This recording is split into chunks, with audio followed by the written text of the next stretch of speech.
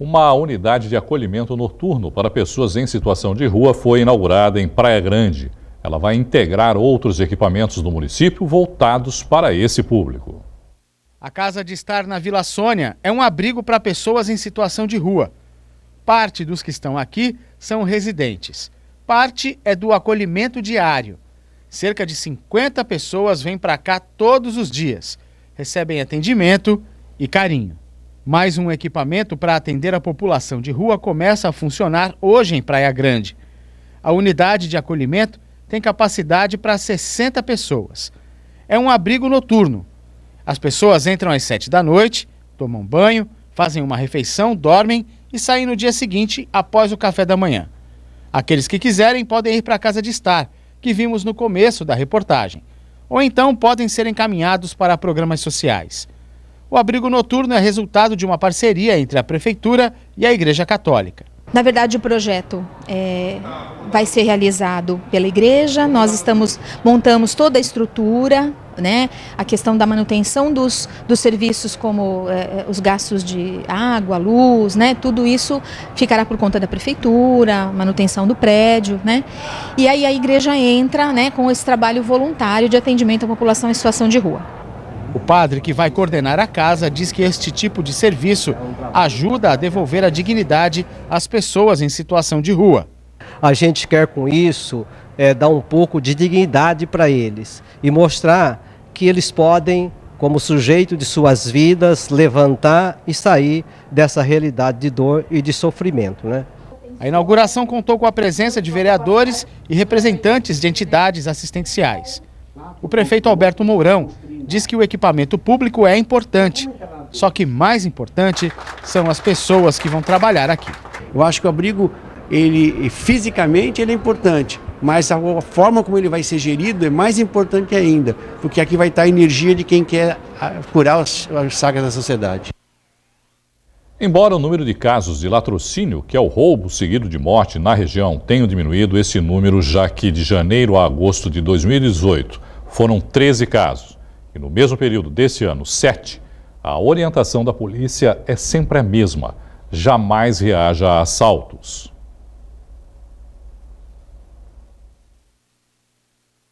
Câmeras de monitoramento flagram a agressão de 2 bandidos a uma jovem em São Vicente, que reagiu após uma tentativa de assalto. Em seguida, eles fogem de bicicleta. Em Santos, outro flagrante de violência. Os 3 ocupantes deste carro foram surpreendidos por 3 jovens quando chegavam em casa no bairro Aparecida. Quem estava ao volante era seu Jair. Ele conta que prontamente eles atenderam às exigências dos bandidos. Eu fiquei impotente, porque eu não esperava. Primeiro que eu estava indo no fundo para pegar o andador da minha irmã, e quando eles atravessaram, eles falaram: sai fora que nós queremos o carro. E eu fiquei parado olhando com o andador na mão. Você vê que no fim eu estou com o andador na mão. E eu recuei, porque achei que eles pudessem até me agredir, mas eu não fiz nada, e eles também não agrediram. Mesmo sem nenhuma reação, o marginal que assumiu a direção dá a ré antes da idosa sair do veículo e ela cai. Eu fiquei segurando assim na porta do carro, esperando o andador. Foi quando ele saiu, até isso aqui ficou tudo preto, não que bateu, de puxar o meu braço. E aí eu fui caindo lentamente na rua. Ao ver a cena, a outra passageira dá um tapa em um dos marginais no momento que o grupo deixa o local. Dona Olívia admite que foi uma atitude precipitada, que poderia ter tido outro desfecho. A sorte é que os bandidos não estavam armados, senão eu tinha levado um tiro. Eu fui com tudo para dentro do carro e bati no cara. Na hora não pensou as consequências? As consequências, não pensei as consequências. Entendeu? Depois eu só agradeci a Deus por ele não estar armado, ainda teve isso, né? Porque o negócio poderia ter sido um desfecho bem pior. A cicatriz no dedo de Vitor foi consequência de uma reação durante um assalto.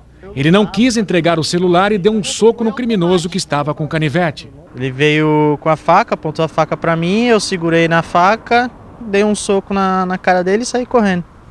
Aí eu fiquei com um corte na mão para lembrar até hoje. A polícia alerta. Ao contrário do que acabamos de ver, muitas vezes, casos em que a vítima reage a assalto podem terminar em tragédia. Num roubo, num assalto, jamais reaja. em que pese e haja o sentimento da vítima em não querer perder seu patrimônio, seu maior bem ainda é a vida e a integridade física. A pessoa deve ficar calma, procurar atender às exigências do criminoso para que aquele crime se encerre o mais rápido possível.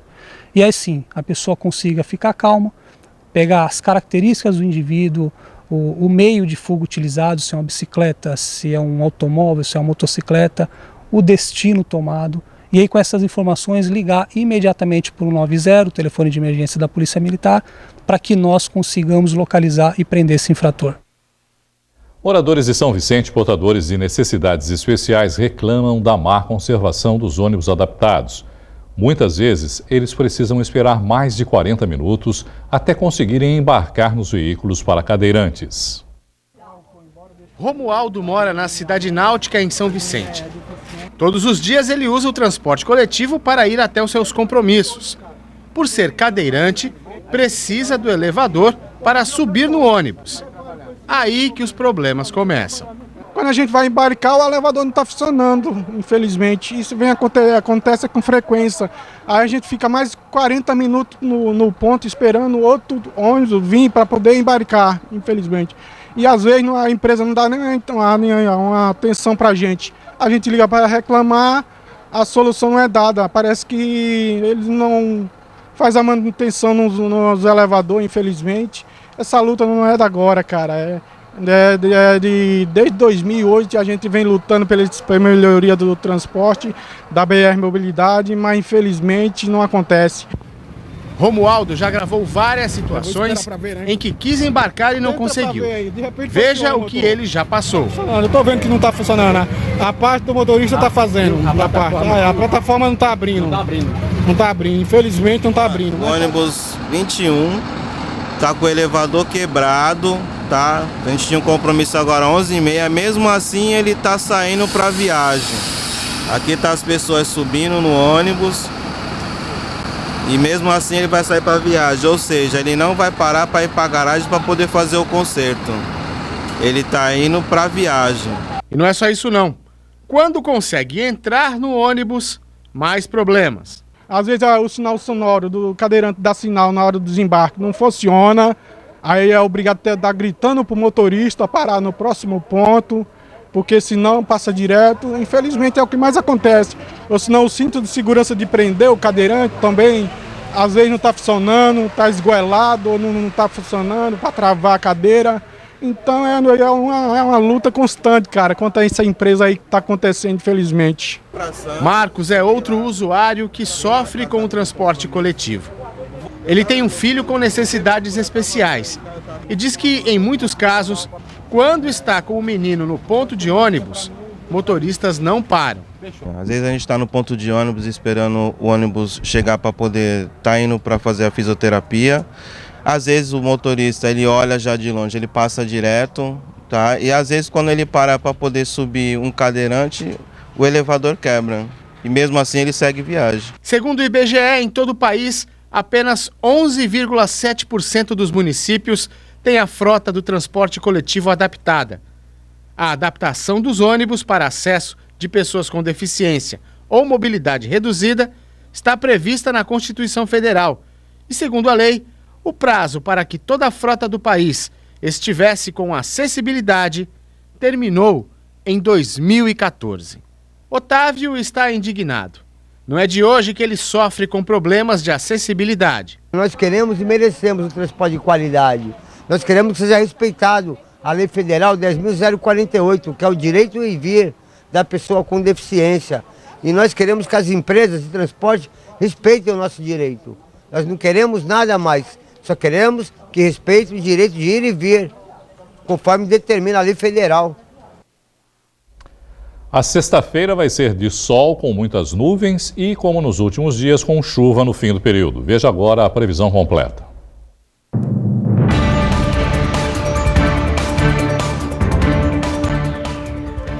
O dia começa com muito sol em toda a região. Em Santos, a nebulosidade se acentua no começo da tarde e podem ocorrer pancadas de chuva tanto à tarde quanto à noite. Mínima de 22, máxima de 30. Em Guarujá também ocorrem pancadas de chuva a partir da tarde. Temperaturas giram entre os 21 e os 27 graus. Cubatão tem pancadas de chuva e temperaturas em elevação, mínima de 23, máxima de 31. São Vicente tem sol entre nuvens pela manhã e chuvas esparsas a partir da tarde. Temperaturas variam dos 21 aos 27 graus. Praia Grande tem sol durante a manhã e chuva à tarde e à noite, mínima 21, máxima 27. Mongaguá também tem chuva no fim do dia e muito calor, com mínima de 23 e máxima de 32 graus. Dia de pânico em Campinas, um assalto no aeroporto de Viracopos, tem tiroteio, reféns e 2 suspeitos mortos. Veja mais no Brasil em 1 minuto.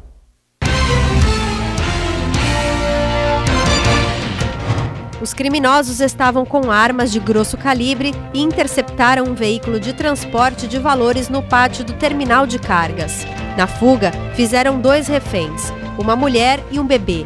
Eles trocaram tiros com seguranças de uma empresa de transportes e feriram 2 agentes. Para realizar a ação, os criminosos fecharam a rodovia Santos Dumont nos 2 sentidos, com 3 caminhões e diversos carros incendiados. 2 dos suspeitos foram mortos durante a troca de tiros e a polícia recuperou parte do dinheiro em um caminhão de lixo. Morreu hoje aos 88 anos um dos pioneiros da televisão no Brasil, Maurício Sherman. Ele era ator, diretor e produtor e ajudou a criar alguns dos programas mais conhecidos da história da TV, como Fantástico, os programas das apresentadoras Xuxa e Angélica e o humorístico Zorra Total. Também dirigiu os programas Os Trapalhões e os do humorista Chico Anísio. Trabalhou na Rede Globo e também na Tupi, Excelsior, Bandeirantes e Manchete.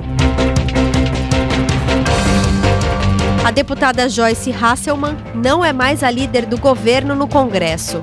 A decisão foi do presidente Jair Bolsonaro, que colocou em seu lugar o senador Eduardo Gomes, do MDB do Tocantins. A decisão acontece depois que Joyce não apoiou a iniciativa de colocar Eduardo Bolsonaro como líder do partido na Câmara dos Deputados.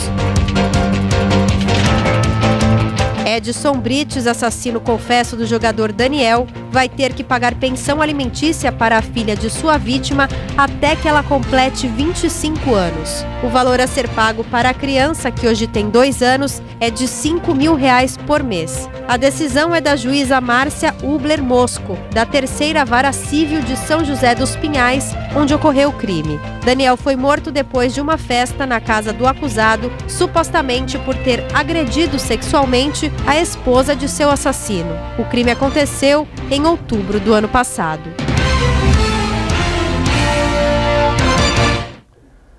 O assunto político desta semana continua a ser a briga do presidente Jair Bolsonaro com o partido pelo qual ele se elegeu, o PSL. E para debater esse e outros assuntos, eu converso com o cientista político Fernando Chagas. Fernando, boa noite, obrigado mais uma vez por estar aqui com a gente. Boa noite, um abraço a todos. Chagas, como a gente já vem falando desse assunto há algumas semanas, né, já virou uma novela, né, esse assunto, vamos nos concentrar no capítulo desta noite. Depois do clã Bolsonaro ter tentado tomar o controle do partido, o deputado delegado Valdir, que saiu soltando cobras e lagartos, não é, por causa disso, continuou, né, à frente do partido e, por outro lado, o Flávio e o Eduardo, que são os filhos, né, do presidente, foram destituídos do comando do partido no Rio de Janeiro e em São Paulo. O que eu vejo, mais cedo ou mais tarde, pela força do presidente Jair Bolsonaro, ele vai conseguir tomar o partido. Porém, vai tomar um partido rachado. E o que mais impressiona isso é o simbolismo, né? Quando ele não conseguiu, depois de 2 ou 3 listas, emplacar o Eduardo Bolsonaro, seu filho, como líder do partido, tirando o atual líder, ele se enfraqueceu politicamente de uma maneira muito forte. Então, independentemente do resultado, ele vai apresentar a 4ª, 5ª, 6ª lista, uma hora ele toma a liderança e toma até o partido. Porém, ele já está enfraquecido. Mas o PSL já falou, inclusive, de se juntar com o DEM, né, para formar um partido só, né? A tendência é essa. Uma hora vai ter esse racha, eu acredito que... Mas aí o Bolsonaro continua mesmo assim? O Bolsonaro hoje não tem saída. Ou ele toma o partido e metade do PSL sai fora e vai para o DEM ou forma um novo partido, ou ele sai e forma um partido. O problema é se ele sair, ele sai sozinho, porque ele não pode levar os seus 20, 30 parlamentares que o apoiam. Não chega a 30, porque ele não consegue 27. São 53, né, deputados? São 53, é que o Alexandre Frota saiu. E se eles saírem, eles perdem um mandato. Se saírem sem justificativa, perdem um mandato. Agora, o grande problema disso tudo é que o Bolsonaro e os filhos, o que eles querem? Querem tomar o partido por causa de 300 milhões. 100 milhões. Isso que eu ia perguntar para você. Quer dizer, no fundo dessa história, mais uma vez, tudo acaba em dinheiro, né? São 100 milhões do fundo partidário e 200 milhões do fundo eleitoral. São 300 milhões que o Bolsonaro quer, ou o Bivar também, o Luciano Bivar, presidente do PSL. Os dois querem esses 300 milhões para influenciar e decidir a eleição para prefeito, influenciando e decidindo a eleição para prefeito, já ter uma plataforma para ganhar a eleição ou a reeleição em 2022. Quer dizer, não completamos nenhum ano de governo e já estamos pensando daqui a 3 anos. Acho que está na hora mais, Irineu e telespectadores, de governar e deixar um pouco esses conflitos partidários e conflitos políticos para um segundo momento. Agora, ele parece que também não se contenta, né, o presidente, ele fica criando situações ruins para ele próprio, como é o caso da deputada Joyce Hasselmann, que a gente viu aí, inclusive, agora nas informações, que foi retirada do comando do partido. Por que tanta briga? Tudo isso é para realmente ter o poder do partido? Ele é uma pessoa autoritária. E ele acha que a eleição dele foi suficiente para ele mandar no partido e no país como bem entende. Não é assim. Ainda vivemos uma democracia. Graças a Deus. Graças a Deus. Ela é ruim, mas é a melhor que tem. Ainda não descobriram uma melhor. E o que impressiona nisso tudo é quando ele destitui a Joyce Hasselmann, ele está traindo aquela que foi fiel. Se trai a Joyce, amanhã vai me trair, amanhã vai trair você. Então, a Joyce Hasselmann já está com a malinha pronta também para sair fora do partido, não está? E esse foi o grande problema. Ela vai fazer uma composição com Dória, vai ser candidata do Dória, e isto incomodou profundamente o presidente Jair Bolsonaro. Ele quer determinar o que cada um tem que fazer, mesmo que seja um aliado. Só que um presidente que perde a credibilidade, um presidente que não consegue indicar o líder do seu partido, sendo seu filho, sai bastante enfraquecido. Mas está na índole dele, como você mesmo falou, que é autoritário, né? Quer dizer, ele é militar, tem essa índole. Tem a formação, esse lado autoritário, né, de comando, de mandar e assim por diante. Bom, ele afastou a Joyce Hasselmann e colocou no lugar dela um membro do PMDB, que, se a gente parar para pensar, é o partido que nos últimos 30 anos sempre esteve do lado do poder. O MDB volta a ganhar força? Não, foi um ato isolado. O MDB, ele não vai entrar com apoio total ao Bolsonaro, até para a questão que nós já tratamos. O Bolsonaro não é um político confiável neste momento, a ponto de um partidário gravar a conversa dele por telefone. Por quê? Porque não tem segurança no que ele está falando e no que o vazamento dessa conversa também que está gerando, né, toda essa brigalhada. Então, o que quer dizer? Um presidente que tem que ser um estadista, unir o país, ele briga no próprio partido, depois de ter brigado no mundo inteiro, com a Alemanha, com a França. Isso não é bom. Ele deveria ter um comportamento de estadista para unir o Brasil e tratar das coisas que nós precisamos. Precisamos de economia, de emprego, de desenvolvimento. Quanto você diria que isso afeta a agenda de votações no Congresso?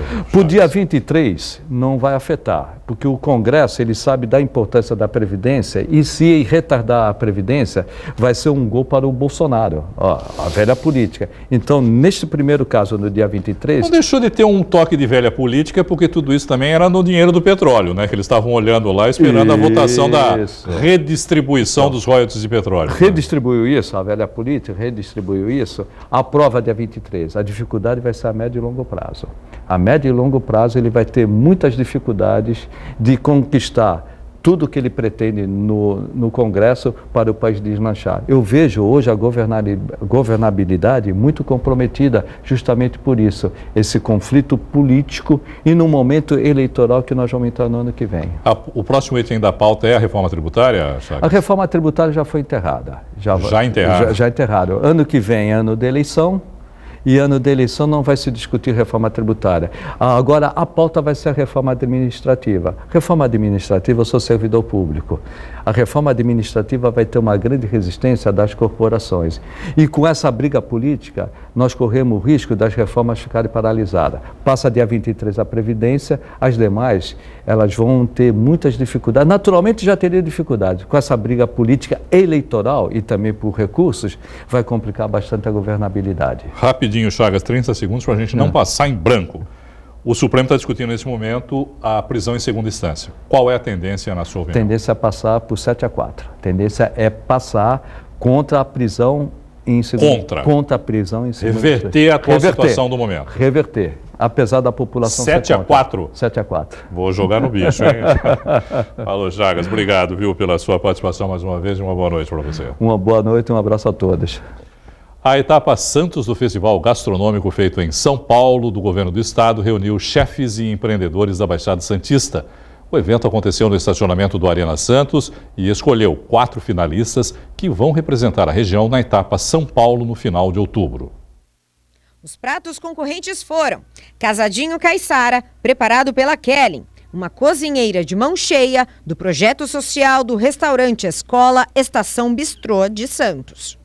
Pastelzinho recheado de banana da terra com ervas e mussarela de búfala. E o outro é com peixe galo, que é não convencional, faz parte dos penacos, com pupunha e requeijão. E emulsão de cambuci. Tudo faz parte aqui da região, então é uma combinação bem caiçara mesmo. Essa é a intenção do projeto, transformar vidas e dar oportunidade para pessoas que às vezes não têm uma oportunidade. A rabada com polenta, preparada pela Rosana. A polenta, vai o agrião e a rabada. Quanto tempo para ficar pronto? Ele é um prato fácil de ser feito? Não, não é um prato fácil. Leva horas, bastante tempo. A paella valenciana do chefe de cozinha Silvio Souza. A paella caiçara é composta com frutos do mar, totalmente aqui de Santos, com pescadores de Santos, é tudo com o pessoal daqui, entendeu? Eu procuro respeitar a defesa do camarão e tudo mais. O nhoque caiçara, prato que o chefe Danilo Rocha criou especialmente para o evento. Ele é o mais caiçara possível, né? Todos os elementos são da nossa região. Então é a banana da terra, o pesto de taioba, o peixe é um penaco, a sororoca, que é um peixe não convencional, e também a gente tem 2 frutinhas da Mata Atlântica, a grumichama e o cambuci. Então a gente ornou tudo isso, né? Que é o sabor nosso, e colocou dentro de um nhoque, que aí representa a Itália, São Paulo. Juntamos tudo para ir para esse evento. E olha só quem encontrei, um dos participantes é ex-aluno do curso de Biologia da Unisanta, Felipe, que hoje é também um produtor orgânico, empresário. Como é que está sendo para você participar desse evento? Muito bom, né? A gente que produz, estamos aí desde abril com esse produto no mercado, com todos os produtos no mercado, né? Esse tipo de evento só tem a agregar pra gente, é muito bom.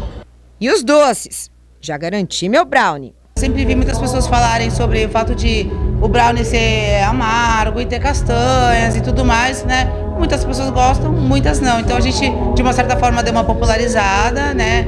Tornando ele menos amargo, vamos dizer, né? Também não tão doce, mas menos amargo.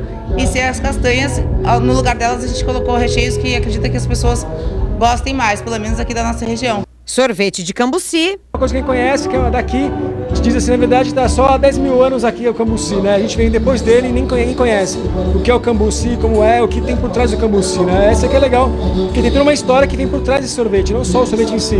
Né? Tem a recuperação, o reflorestamento da Mata Atlântica, em cima da agricultura da familiar. E traz essa novidade do cambuci, um creme que não tem ainda.